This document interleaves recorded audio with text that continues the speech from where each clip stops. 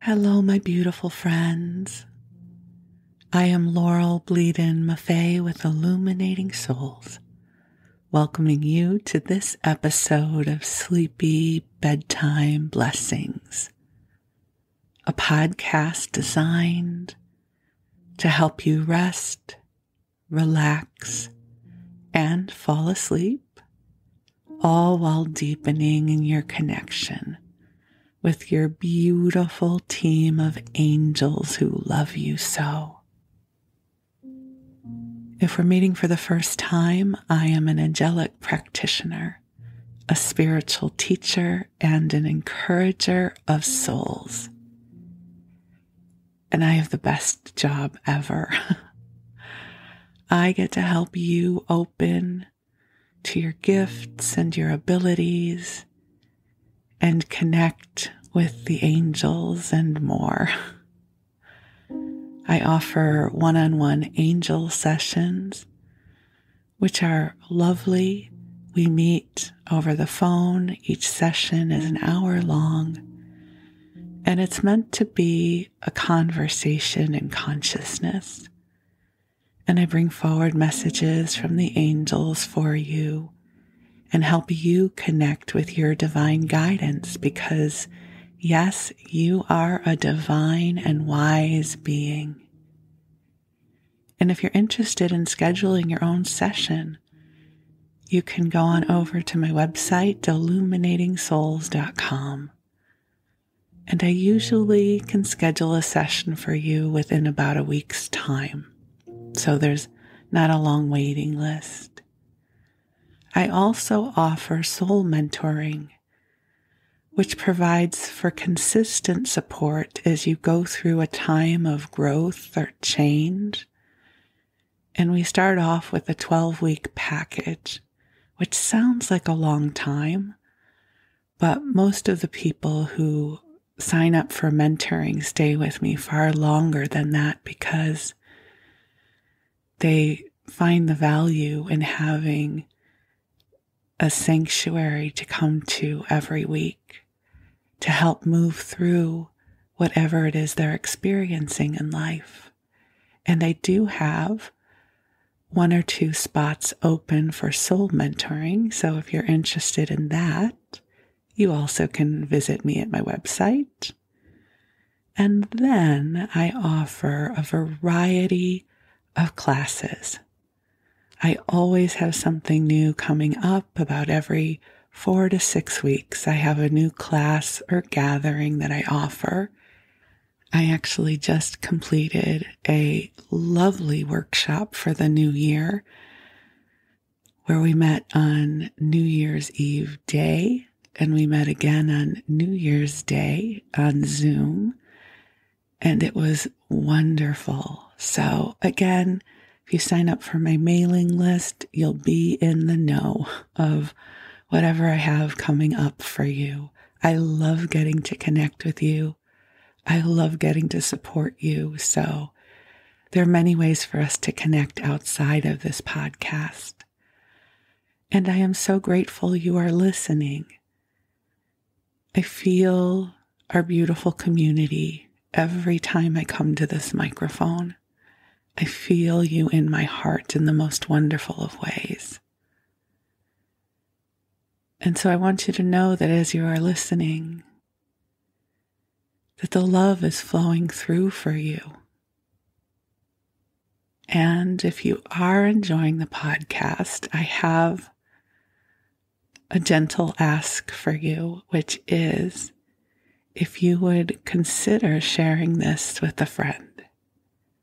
We grow our community by word of mouth. So if you have someone that you think would enjoy this podcast, if you will share that with them, that would be awesome.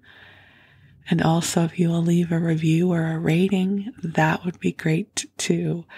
I'm all about organic growth. And so we as a community, we love to share our light and love in the world. And so anything you can do to help ripple the goodness is much appreciated.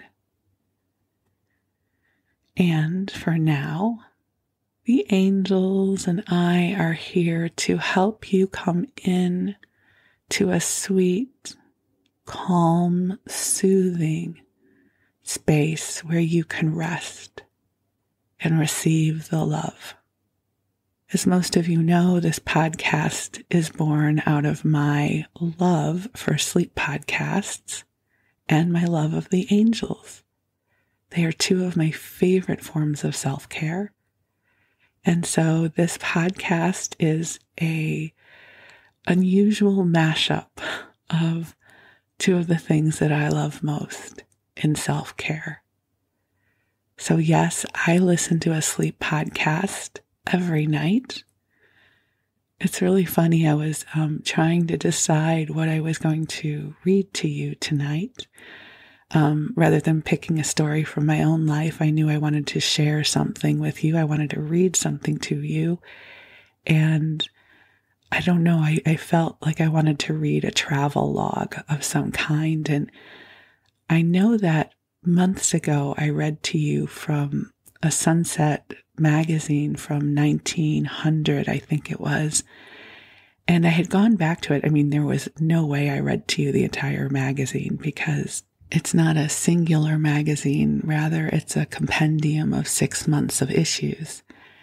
And so I've been trying to listen to the episode I recorded months ago so that I could get a sense on what I read in that episode. And I keep falling asleep. So at some point we will revisit that publication again, not tonight, but it's just my testimony that the podcast absolutely puts me to sleep as well. So I don't know what I read to you back in that episode, but it is definitely snooze-worthy. I have no idea what I talked about in that episode. And I've tried listening to it twice so far and slept through it both times. So I find sleep podcasts just to be a lovely invitation for my mind to have a gentle focal point and ultimately to drift off into that beautiful mystery of sleep. I love sleep. I love bedtime. I have a lovely waking life. I don't want to make it sound like I only like life when I am horizontal in bed. But there is this deliciousness that I experience when I start getting tired in the evening. And I know that it is time for me to go to sleep. And I will say the past week, it is coming for me earlier and earlier. On New Year's Eve, I was in bed by 7:30. I just was so tired. And I'm usually up by 3 or 4 in the morning. I don't actually get out of bed, but I am awake by that point. So it's not as strange as it sounds. I'm just surrendering to my circadian rhythm. So wherever you are in your sleep cycle, if you are a night owl, or if you go to bed early like I do, or maybe you work the night shift and you sleep during the day, this podcast is here to help you open to the waves of love that are here for you. The angels are divine celestial beings, and they are here to support and love us. I do not experience them as affiliated with any singular religion, so I experience them as non-denominational. I believe that every molecule in this universe is loved. I feel like love is the engine that allows for life to blossom open. And so my hope is simply by listening and being in this energy field, you will receive this love too. And the truth is, you are always receiving this love. So perhaps a better way to say that is you will be aware of the love you are receiving. You see, in those times when you can't find the love and you are not feeling the divine connection, it does not mean that the love and the connection are not with you. It simply means that whatever is going on is causing you not to perceive it. So these podcasts, my hope is they serve as an oasis for you, as a sweet reminder that this love is present for you. And just so you know, there's no expectation that you remember this all the time. I don't remember this all the time. This is my career. I teach classes, facilitate sessions, and write angel messages for people all the time. And yet, when I am in my earth girl material, that means I'm overwhelmed, I'm sad, I'm anxious, that whatever is going on in my life has me feeling oh so earthly. It's not uncommon for my husband to ask me very gently, have you talked to your friends yet? And that is code for, have I talked to the angels about whatever it is that is causing me upset? And my answer is almost always no, because we all live in a duality of life. I call it my earth girl self and my practitioner self. And I don't always remember. I'm not in a 24/7 conversation with the angels, because this is meant to be our lifetime. This is a lifetime of free will. We get to choose. And life has an ebb and flow. We have good days and we have not so good days. We have days when we feel connected with our gifts and our abilities, and we have days when we forget who we are. And so this podcast, I hope, is something that can be a constant for you, where perhaps a few times a week you can come to this broadcast and hear this gentle reminder that you are loved and that you are precious in this world, that you are a divine being having a human experience, and you have a team of angels and guides who love you. And so I invite you to take a nice deep breath in and out, and allow this love to flow through for you. So we're going to be together for about an hour. The first part of the episode usually lasts somewhere between 15 and 20 minutes, and that's when I bring the angels forward for you. And then the second part of the episode, I usually will read you a story or tell you a story from my life. And so that provides for lots of time for you to relax and drift off. And through it all, the angels are with you, shining love, light, and healing upon you. So I'm going to call the angels in to be with us. They are already here, but I love sharing the ritual with you. So I'm going to take a deep breath in with you, just allowing ourselves to come forward into the heart of God. And beautiful angels on high, I invite you to join us here. I ask that you cultivate a beautiful sense of divine sanctuary for each of our beloveds listening to this message. I ask that you bring them soothing, calming, loving frequencies to help them come into a beautiful expanse of rest. And angels, I ask that you infuse each one of us with sparks of inspiration, helping us to connect with our divine knowingness as we move forward on our life's path. And I also ask that you sprinkle blessings upon our path, that in the coming days and weeks, we experience lightness of spirit. We have moments of serendipity,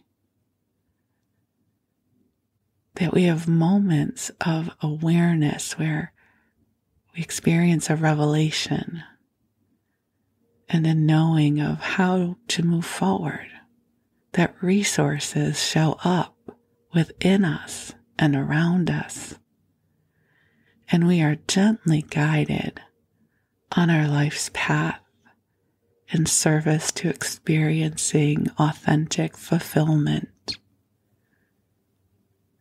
and joy.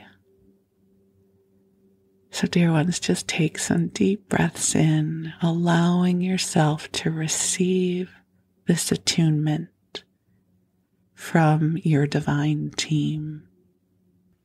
I ask and I affirm that for each one of us, that the coming days will come with beautiful insights. You know, those experiences where you have this inspiration and you think to yourself, you know what I should do? And then you fill in the blank. I should go on a road trip. I should call a friend. Or you suddenly know exactly what it is you want to write and you just can't stop writing because something beautiful is pouring through you.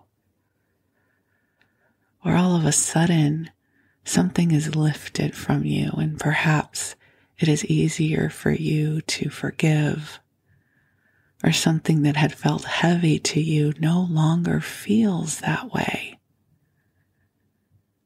These are all ways that the angels help us move forward in life. So I don't know about you, but I am totally open for these moments of divine grace. I call in lightness of spirit. I ask that the angels help each one of us flourish and blossom open in wonderful ways that will delight us, body, mind, and spirit.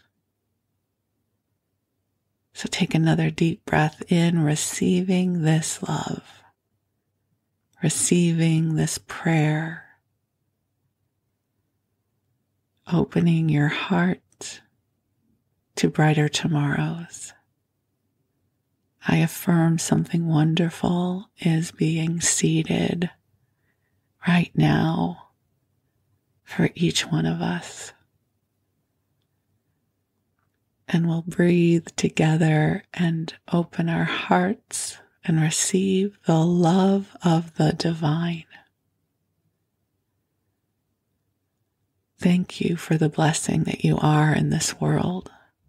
Thank you for the light that you shine.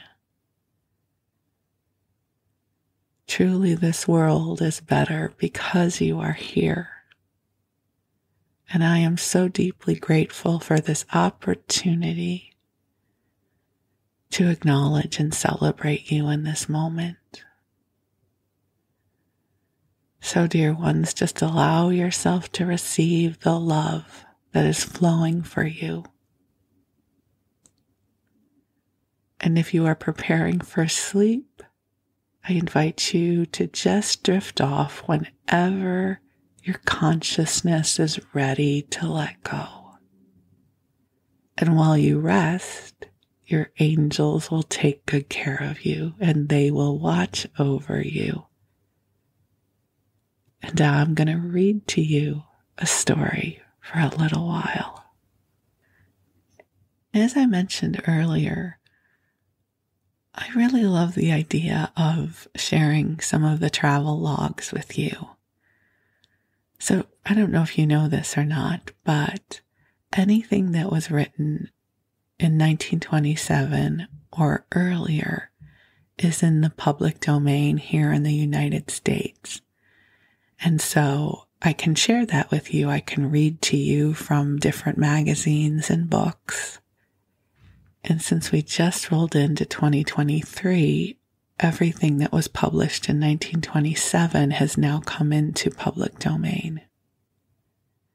So what I'm going to share with you is a publication called California for the Tourist, published in 1910 by the Southern Pacific Railway. Here's what I find so fascinating about it. And if you live outside of the US, this may be an interesting awareness for you. So in other parts of the world, in other countries, the UK, Greece, France, the Middle East, these are countries that are centuries old, that it's not unusual to have cities that have been present for hundreds of years. But the United States is a relatively new country, and especially the West Coast is relatively new, comparatively speaking. And I've always found that fascinating. So in 1910, much of California was yet to be developed in the way that we know it now. And I just find that so interesting that a little over 100 years ago, the places that are now developed and populated were very rural. So I don't know, I find this so interesting, and I'm looking forward to reading this with you. And the publication opens with a color image, which was unusual back then. And we have a woman in a white dress and an orange hat with these orange flowers standing on a meadow in front of the ocean, a very California kind of look. There is a table of contents where they talk about all the different areas we're going to visit, including Alameda, Catalina, Los Angeles. So we're going to go all up and down the coast, not in this singular episode, but perhaps over time we will go through this together. And it starts with the charm of the land of sunshine by summit, sea, and shore. And I should say it's Southern Pacific. They're not Southern Pacific Railroad yet, which makes sense because at that point, that was really the only way you were going to travel, either by horse or train, because airplanes and cars weren't really a thing back then. And they also have a gorgeous photograph of Yosemite Falls. And now we start with the opening, California for the Tourist. The charm of California is recognized across the traveled world. It is a charm not merely of attraction, but of persistence, often of compulsion. He who once comes within its influence usually returns and often remains in permanent and willing fascination. And I can say that is what happened for me. I came to Los Angeles when I was 23 years old on vacation, and a few months later I moved out here, and I've lived here ever since, except for 1 year in New York, which I don't like to think about, but I've been out here ever since. Climate, that will-o'-the-wisp that had led travelers in search of comfort or health, a weary chase over many lands, comes closest to the ideal in California. Had the search of Ponce de Leon had been for a climate of perpetual health rather than a fountain of eternal youth, Success would have crowned his efforts could he have persevered to the western shores. The 1,000 miles of length of California, with the sea as one border and the mountains as another, the 300 miles of varying topography between the borders, northward where the state touches the region of the pine and fir, southward where the palm is king, holds varieties of climate that are yet of strangely equable temperature, from the bracing airs of the sea-coast, where the year finds an average of 56 degrees, to the drier airs of the inland valleys and the glorious climate of the mountains. The general average is about 62 degrees. Through and throughout the land may be found occasional touches of night frost, merely friendly nips, and at times the thermometer may reach 90 degrees at Los Angeles and in the great central valley of the Sacramento and San Joaquin rivers, close around the century mark, although the air is dry and the heat tolerable. And I will say that is one of the things that I have loved about California, is we really do not have much in the way of humidity. To briefly describe the climate is to announce the 300 days of sunshine that make brilliant every year, to say nothing of the wonderful star-set moonlit nights, with every day and night of the year such as to make outdoor living enjoyable. Charm to make one hasten westward from the sweltering summer to where cool sea breezes play above gentle surf and sandy beach and whisper through shady boughs above clear watercourses.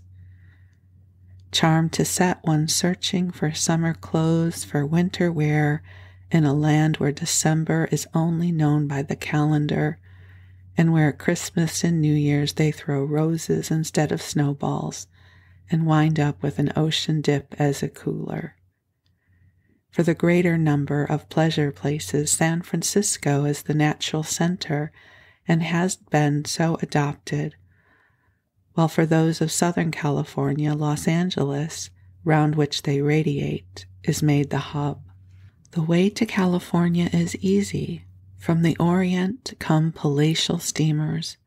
Across the continent are two main highways, one following the trail of the pioneers straight across the prairies and through the mountains to San Francisco by the overland route, the other through the Southland by way of New Orleans, Louisiana, Texas, New Mexico, and Arizona to Los Angeles and San Francisco, the Sunset Route.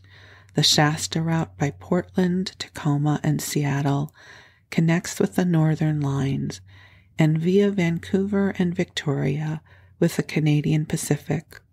All along roads run perfectly appointed trains, and their prototypes are on the tributary roads that invade the state and make its travel a part of the charm of California. And now we have our first chapter, which is San Francisco and its environs. On the afternoon of Thanksgiving Day, 1910, a hummingbird made fiesta amid the geraniums in the window boxes of the Bohemian Club of San Francisco. There is an object lesson on winter climate. In the summer evenings, furs and coats are appreciably necessary to motorists in the glorious Golden Gate Park and along the Ocean Boulevard. So much for the summer weather. On New Year's Day, the members of the Olympic Club, young and old, jog leisurely out near the Cliff House and plunge into the surf, not out of bravado, but from pleasant custom. The temperature of the surf on that day is usually about 60 degrees.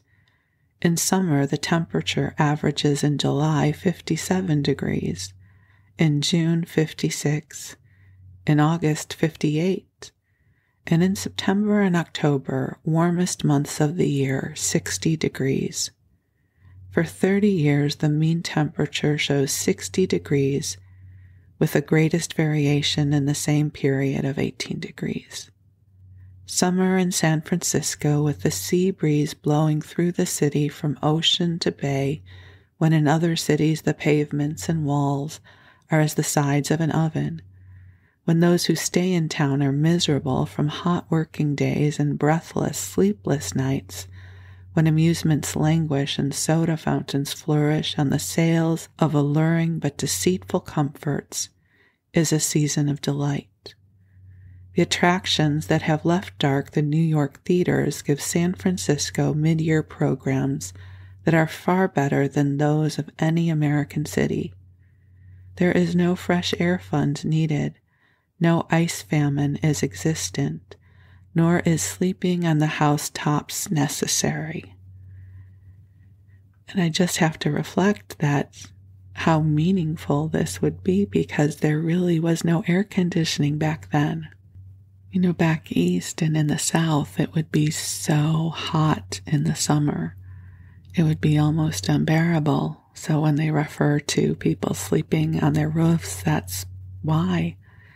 So this is one of the enchanting things about San Francisco, is it's always cool. So we go on. California, as a winter resort, hardly needs heralding, but its midsummer attractiveness is less widely known. Many great conventions are held now in the state, as its climactic pleasures are told by those who have enjoyed them.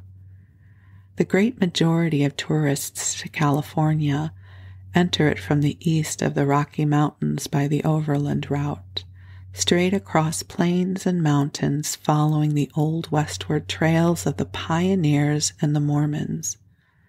The lines of steel are halted by the waters of San Francisco Bay here, 3 miles in width. To avoid a long southern detour around the head of the bay, the train, leaving the prosperous city of Oakland, rail terminal of the overland route, goes to sea on a pier that stretches for a mile into the deep waters of the bay. At the pier head waits for a commodious ferry. 2 miles away, San Francisco piles up impressively on its 100 hills that even at this distance bristle with the tall buildings of the business section. At night, the lights twinkle a cheery welcome across the water, while the passing craft with their reflected electrics seem like fairy craft. To the eastern visitor, the vast harbor, a sea-filled valley with its mountain tops rising as islands from its depths and forming an undulating rim about it, the terraced cities of the shore, the craft of all sizes, shapes, and variations that ply its waters. A blue sky above, the bluer waters beneath, the gulls that navigate the clear wind roads between them, hold an emphatically foreign suggestion.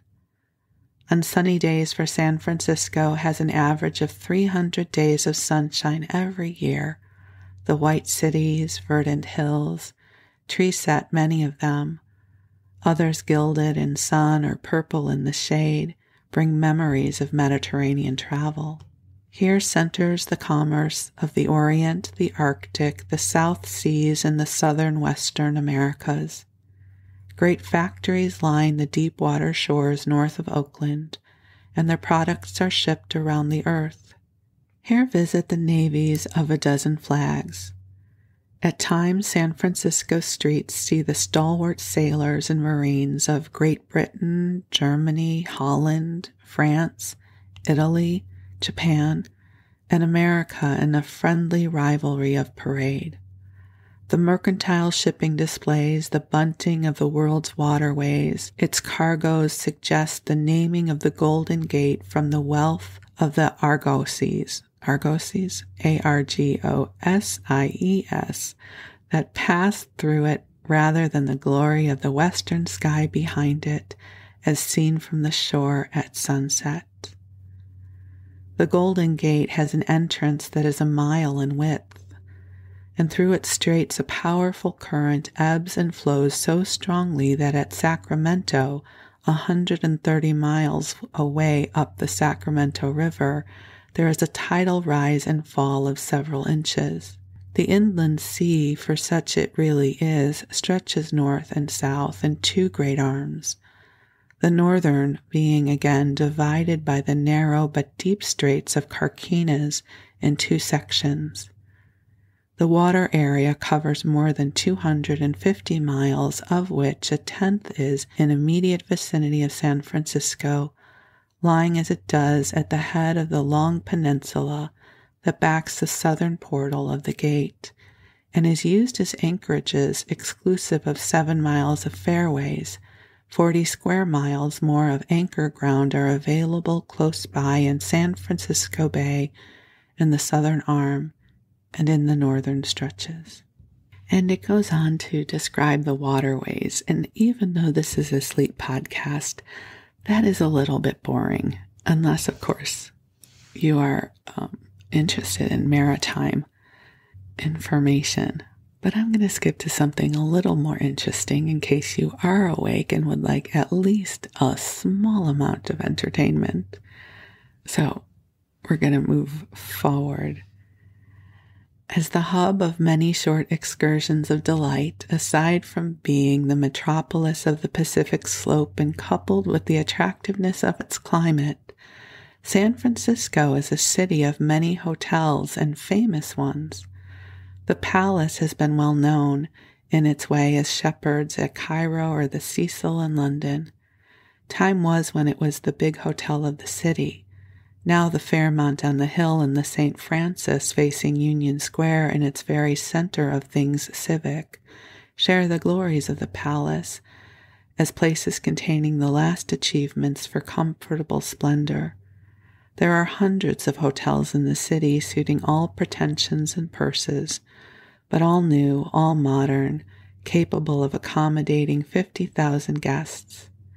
The edible side of things is never to be despised, and San Francisco has ever been famous for the tempting bills of fare displayed by its restaurants and hotels, and for the way its chefs prepare them. With the land growing delicious fruit and vegetables at first hand that are elsewhere secured, either after maturing on their journey or canned, with the sea swarming with delectable fishes, it is no hard matter to acquiesce in the enthusiasm of epicures for San Francisco menus. It remains only to decide upon styles of cooking, and in California there are many.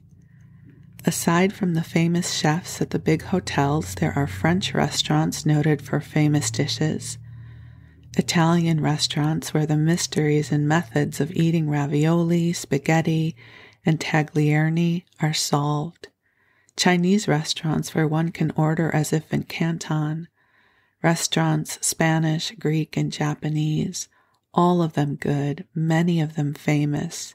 Here too can and should be acquired the patriotic and excellent taste for drinking wines of California vintage.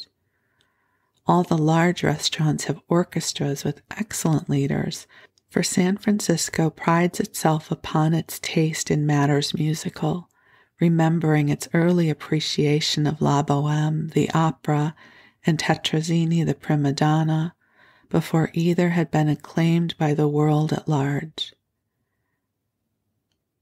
The hours from dinner until after the last post-theater party has departed are always busy with a brilliant bohemianism in San Francisco cafes, from Sanguinetti's on the waterfront to the ivory and gold rooms of the big hotels, where are Paris gowns and Paris hats and the friendly rivalry of the socially elect.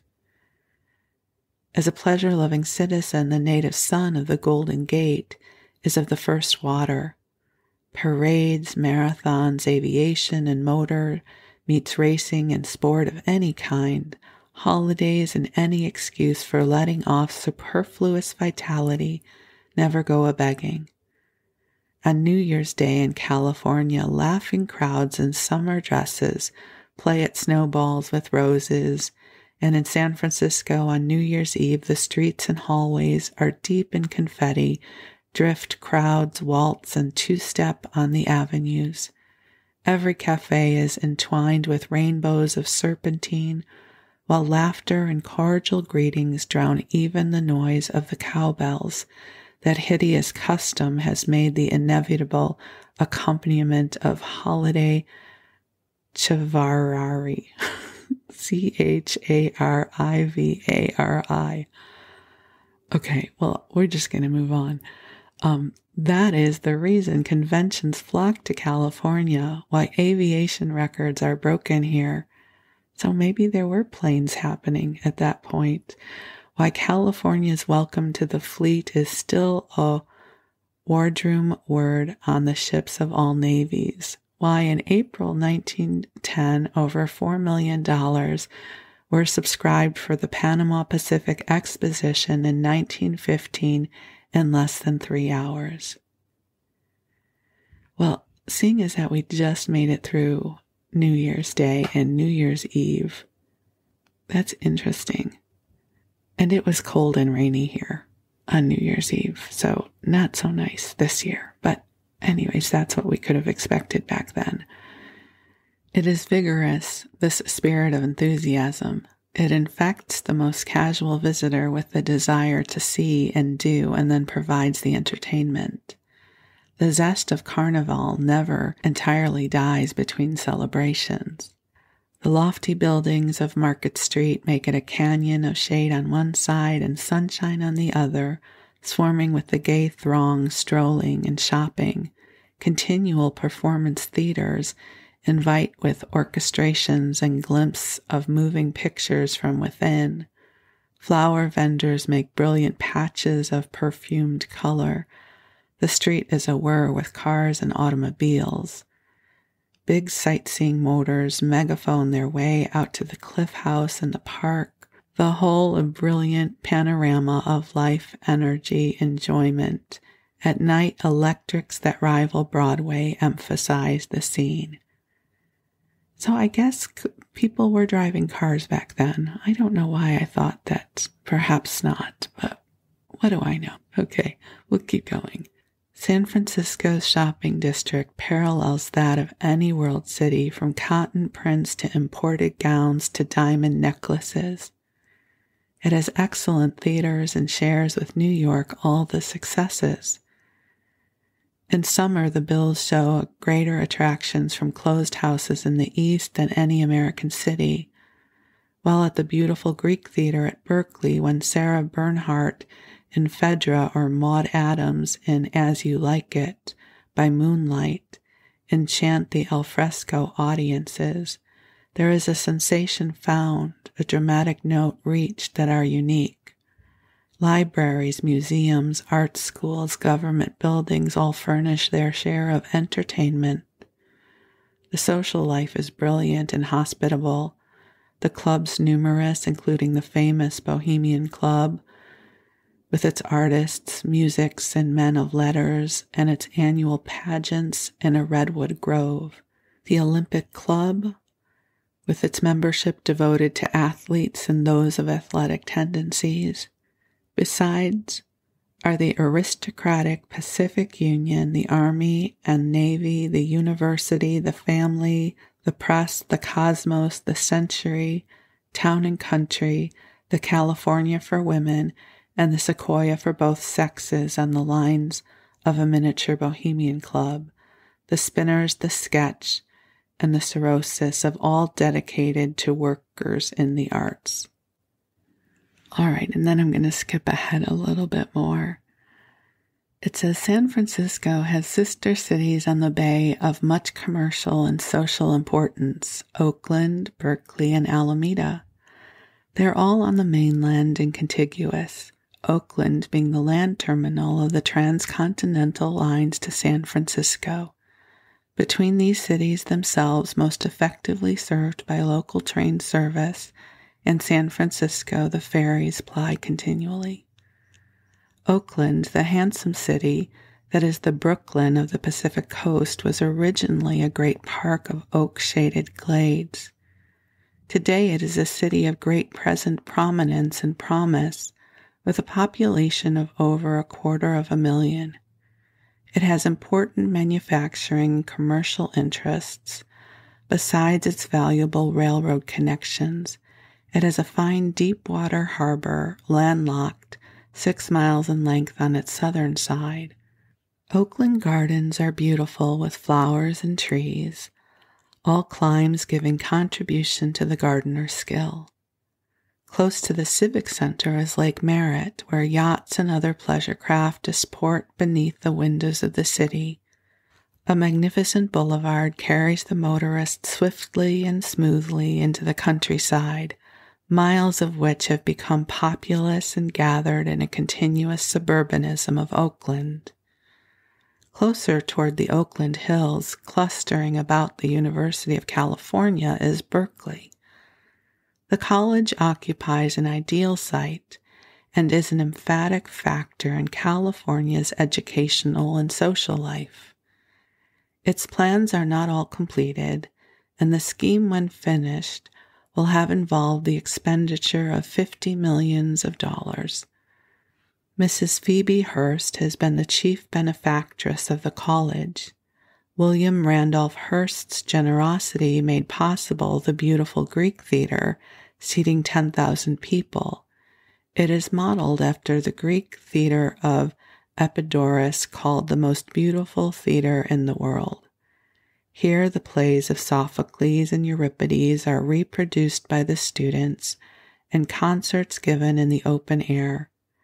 Bernhardt played Phaedra here May 17, 1906, inspired by the perfection of her surroundings. The university has affiliated colleges of medicine, dentistry, law, and art in San Francisco, and an astronomical department on Mount Hamilton at the Lick Observatory. The present wealth of the college is very great, and it is absolutely without limit of sex, a university in the real meaning of the word. Stanford University at Palo Alto down the peninsula follows the same plan generally, while limiting its number of women students. The grounds, bounded with clustering oaks, are left in much of their natural beauty, looking straight into the sunset and at the Golden Gate. This beauty is shared by the many who have chosen Berkeley as their residence and who have added to the first-hand resources a wealth of shade and flowers. Everything grows all the year round here. High walls are covered with masses of vivid geraniums, and roses are everywhere. Palms thrive, and there are avenues of bananas. The whole section has a distinct air of refinement and social dignity. It extends well back into the Piedmont Hills, tree-crowned, flower-carpeted. And I just have to say I love Berkeley, and I go there frequently. It has beautiful places you can go hiking. It has an amazing supermarket called Berkeley Bowl, great restaurants, a lovely vibe. So I am a fan of Berkeley for sure. And we'll continue. So Alameda is separated from Oakland only by tidelands and is a chosen place of residence, having a climate quiet and warm in the sunshine that is present when localities more exposed to the ocean are fog-swathed or wind-whipped. It is actually an island with the bay on the south and Oakland estuary on the north. Here are fine beaches, boat clubs, hot and cold water bathing, and the carrying on of many aquatic and athletic sports. It has fine civic buildings and enterprises, and is a desirable and attractive place to live in. And so that ends the chapter about San Francisco. And I have to say, I didn't read this before I read it to you, and perhaps I should have, but it was a bit dull, wasn't it? For as lively and awesome as San Francisco is and was back then, whoever was writing this was really talking about the topography and the tides. Like, I would imagine if somebody is going to be going across the country on a train to San Francisco, they would be much more interested on where should I shop and where should I eat, what can I see. versus these long, boring descriptions of the tides and the waterways and all of that. I don't know. I can't get over how dry this was. I am actually now contemplating if this is episode worthy, but I will continue. I will go with it, because this could be just the perfect episode to put you to sleep, because there is nothing here really that will hold our attention for very long, right? So here we go. California for the Tourist, written by somebody who has a very dry way of writing about things that most people will not care deeply about. Especially when you think of how amazing San Francisco would be to visit, right? So here we go. There you go. Somebody's version of San Francisco, designed to get tourists out this way. I don't know that it would have made me travel.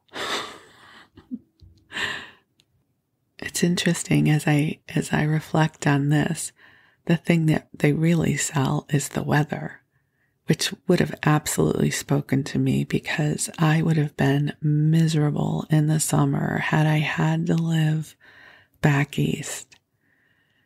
You know, my husband and I, we're always watching some sort of period piece, right? And whenever there's a woman in a corset, you know, with one of those dresses where they're tied in, my husband always goes, "Oh, you'd look good in one of those." And I glare at him. I'm like, do you have any idea how bitchy and miserable I would be if I had to wear that thing?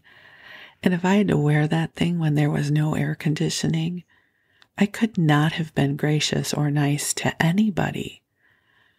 I am somebody who appreciates a climate-controlled environment where I get to be comfortable all the time. So I found that very interesting that they are so talking up the weather, which is really one of the best perks of living out here.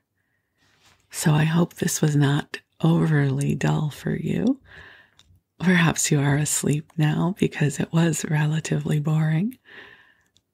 But here we go. We've done it. We made it through the chapter on San Francisco. So if you were a tourist thinking about coming out here in 1910, this is what you would have been reading. And so, my beautiful friend, I wish you the sweetest of dreams. I am so deeply grateful for you. And we will talk again soon. Thank you.